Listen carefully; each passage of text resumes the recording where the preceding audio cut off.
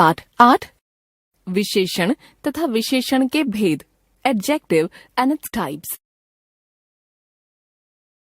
अनिका और एवा कुछ सामान लेने बाजार गई हैं। भैया, आम कितने रुपये किलो हैं? 40 रुपये के 1 किलो हैं। आम मीठे तो होंगे ना? हाँ, आम मीठे हैं। 1 किलो आम देना और 1 खरबूजा भी देना। यह लीजिए, कुल 60 रुपये दे दीजिए। इवा, तुम्हें क्या क्या खरीदना है? मुझे 1 लीटर दूध और 2 मीटर कपड़ा लेना है। दूध तो उस दुकान पर मिल जाएगा, पर कपड़ा बड़ी दुकान से ही मिलेगा। चलो चलते हैं। विशेषण वे शब्द हैं जो संज्ञा तथा सर्वनाम शब्दों की विशेषता बताने का कार्य करते हैं।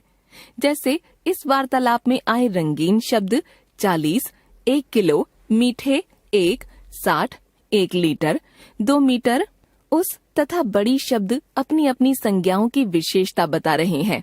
अतः ये सभी विशेषण हैं। विशेषण जिन शब्दों की विशेषता बताते हैं उन्हें विशेष्य कहा जाता है। जैसे 40 रुपये में 40 शब्द रुपये शब्द की विशेषता बता रहा है। इससे पता चल रहा है कि कुल रुपये 40 हैं। अतः यह विशेषण है। दूसरी ओर रुपये शब्द जिसकी विशेषता बताई जा रही है विशेष्य है।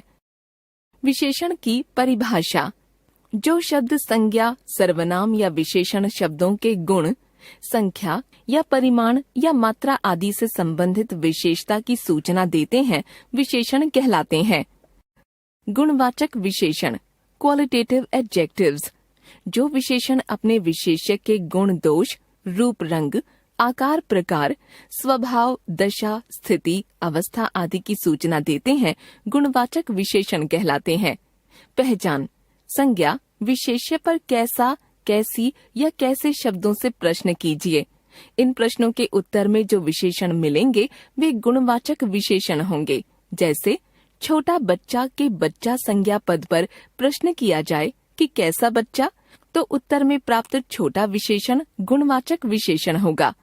अन्य उदाहरण: मोटी रस्सी, चौड़ा रास्ता, सांवली लड़की, पुराना मंदिर, दरिद्र ब्राह्मण, फीका पकवान, ग्रामीण लोग, कमजोर बच्चे, मुलायम गद्दा, जापानी गुड़िया, पीली साड़ी, गरम चाय। संख्यावाचक विशेषण, न्यूमेरिक एडजेक्टिव्स, वे विशेषण जो अपने विशेष्य की संख्या का बोध कराते हैं संख्यावाची विशेषण कहलाते हैं। पहचान: संख्यावाचक विशेषण जिन संज्ञाओं की विशेषता बताते हैं वे जातिवाचक संज्ञा शब्द होते हैं तथा उनकी गिनती की जा सकती है।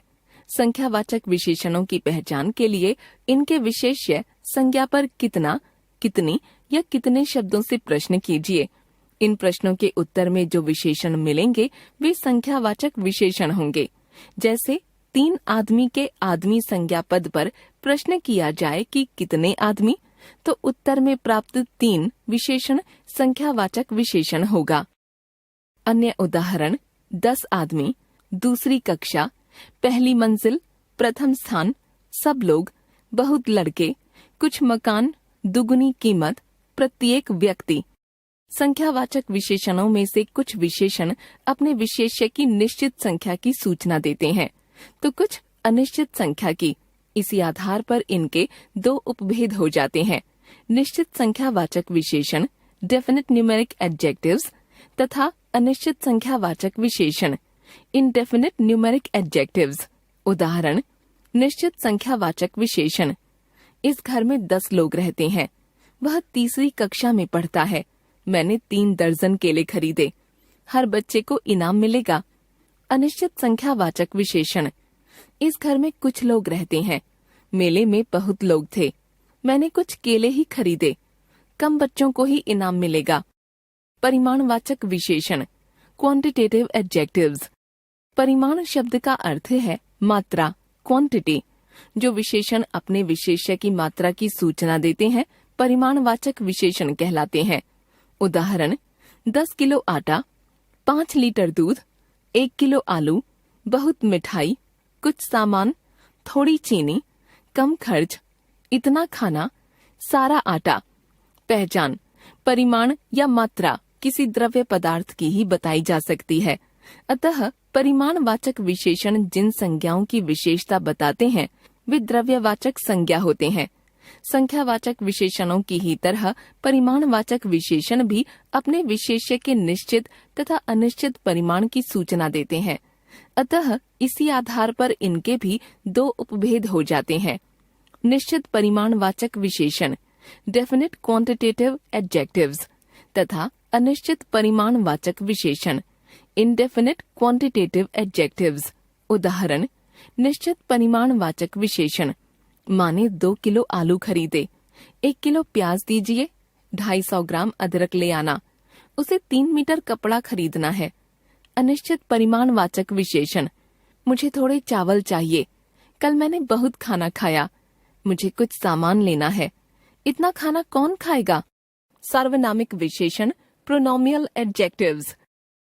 जैसा कि नाम से ही स्पष्ट है, जब सर्वनाम शब्द संज्ञा की विशेषता बताने का प्रकार्य करने लगते हैं तब वे सर्वनाम नहीं रह जाते बल्कि उस संदर्भ में विशेषण बन जाते हैं। जैसे मेरा, तेरा, आपका, जिसका, उसका आदि सर्वनाम शब्द हैं, पर मेरा भाई, तेरा घर, आपका स्कूल जैसे उदाहरणों में ये भाई, घर, स्कूल संज्ञाओं की विशेषता बता रहे हैं। अतः इस संदर्भ में ये विशेषण हैं। अतः जब सर्वनाम शब्द वाक्य में प्रयुक्त होकर सर्वनाम का कार्य न कर किसी संज्ञा की विशेषता बताने का प्रकार्य करने लगते हैं तो वे सार्वनामिक विशेषण कहलाते हैं। जितने प्रकार के सर्वनाम हैं उतने ही प्रकार के सार्वनामिक विशेषण बन सकते हैं। उदाहरण, वह लड़का किधर चला गया, इस आदमी से मैं बात नहीं करूंगा, उस कमरे में कोई लड़की बैठी है, लगता है आज कोई मेहमान आने वाला है। वे लोग क्या बात कर रहे थे, जो लोग यहाँ रुकना चाहें रुक सकते हैं। आज आपने क्या सामान खरीदा, वह लड़का किधर गया, इस कमरे में कोई आदमी नहीं है, जो लोग मेरे साथ चलना चाहें चलें। नामिक विशेषण नॉमिनल एडजेक्टिव्स। जिस तरह से सर्वनाम शब्द संज्ञा की विशेषता बताते हैं उसी तरह से वाक्यों में प्रयुक्त होकर संज्ञा शब्द भी अन्य संज्ञाओं की विशेषता बताते हैं। जैसे मोहन का घर, लोहे का जहाज, लकड़ी का पुल, कांच के बर्तन, भिंडी की सब्जी आदि उदाहरणों में समस्त रंगीन संज्ञा पद अपने अपने संज्ञा पदों की विशेषता बता रहे हैं। अतः यहाँ ये नामिक विशेषण हैं। आप यह तो जानते ही हैं कि संज्ञा तथा नाम परस्पर पर्याय शब्द हैं। जब सर्वनाम शब्द किसी संज्ञा की विशेषता बताते हैं तो उनको सार्वनामिक विशेषण कहा जाता है। उसी तरह जब नाम या संज्ञा शब्द किसी अन्य संज्ञा की विशेषता बताते हैं तो उन्हें नामिक विशेषण कहा जा सकता है। उदाहरण, मीरा की सहेली कल लंदन चली गई, लकड़ी का पुल बाढ़ में डूब गया, मुझे स्कूल की वर्दी नहीं पहननी, बीमारी का इलाज तो कराना ही होगा, उसे बेईमानी की आदत पड़ गई है, मैंने घोड़े की पीठ पर बैठकर यात्रा की। सर्वनाम तथा सार्वनामिक विशेषण में अंतर। अब आप जान चुके हैं कि सर्वनाम वे शब्द हैं जो संज्ञा के स्थान पर प्रयुक्त हो सकते हैं या कोई भी संज्ञा शब्द उनके स्थान पर प्रयुक्त किया जा सकता है, जबकि विशेषण वे शब्द हैं जो संज्ञा की विशेषता बताते हैं। जब सर्वनाम शब्द ही संज्ञा की विशेषता बताने लगते हैं तो उन्हें सार्वनामिक विशेषण कहा जाता है। इनके स्थान पर कोई भी विशेषण शब्द आ सकता है या ये किसी भी विशेषण के स्थान पर आ सकते हैं। देखिए दोनों के उदाहरण। सर्वनाम, मुझे यह मालूम है कि मदन चोर है, वहाँ झाड़ियों में कोई खड़ा है, तुमसे कौन बात करेगा, वह आज घर नहीं आएगी। सार्वनामिक विशेषण, मुझे यह बात मालूम है कि मदन चोर है, वहाँ झाड़ियों में कोई लड़का खड़ा है, तुमसे कौन आदमी बात करेगा, वह लड़की आज घर नहीं आएगी। संख्यावाचक तथा परिमाणवाचक विशेषण में अंतर। संख्यावाचक विशेषण हमेशा किसी निश्चित या अनिश्चित संख्या की ओर संकेत करते हैं। उनके विशेष्य जातिवाचक संज्ञा शब्द होते हैं तथा उनको गिना जा सकता है, जैसे 10 लोग, 4 मेज, कुछ लोग, बहुत घोड़े आदि। जहाँ तक परिमाणवाचक विशेषणों की बात है, ये हमेशा अपने विशेष्य या संज्ञाओं की निश्चित या अनिश्चित मात्रा बताते हैं। इनकी संज्ञाओं को गिना नहीं जा सकता, क्योंकि वे पदार्थ या वस्तु होते हैं, या दूसरे शब्दों में कहें तो कह सकते हैं कि परिमाणवाचक विशेषणों के विशेष्य द्रव्यवाचक संज्ञा शब्द होते हैं, जैसे 10 किलो चावल, 4 किलो सब्जी, कुछ सामान, बहुत दूध आदि। देखिए दोनों के उदाहरण। संख्यावाचक विशेषण। दावत में 2 लोग नहीं पहुंचे। वहाँ लगभग 250 पुलिस वाले मौजूद थे। सब लड़कियां पिकनिक पर जा रही हैं। परिमाणवाचक विशेषण। दावत के लिए 2 क्विंटल चावल चाहिए। आज 2.5 लीटर दूध ले आना। यहाँ से सब सामान ले जाओ। प्रविशेषण। जैसा हमने पीछे भी कहा था कि विशेषण केवल संज्ञा या सर्वनाम की विशेषता नहीं बताते, बल्कि दूसरे विशेषण शब्दों की भी विशेषता बताते हैं। जो विशेषण शब्द किसी अन्य विशेषण की विशेषता बताते हैं, उन्हें प्रविशेषण कहा जाता है। जैसे बाहर बहुत तेज धूप है। पिताजी बाजार से ताजी हरी सब्जी खरीद कर लाए। नदी का बहाव काफी तीव्र था। आकाश में काले घने बादल छाए हुए हैं।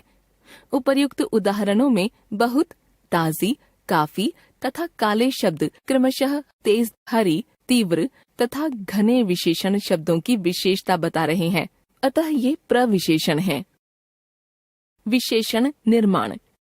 हिंदी में कुछ शब्द तो मूल विशेषण हैं, जैसे दुष्ट, सुंदर, कुशल, निपुण आदि, किंतु ज्यादातर विशेषण अन्य शब्दों जैसे संज्ञा, सर्वनाम, क्रिया तथा अव्यय में प्रत्यय जोड़कर बनाए जाते हैं। आगे दी गई तालिका में इस तरह के विशेषणों के उदाहरण दिए जा रहे हैं। संज्ञा से विशेषण। संज्ञा।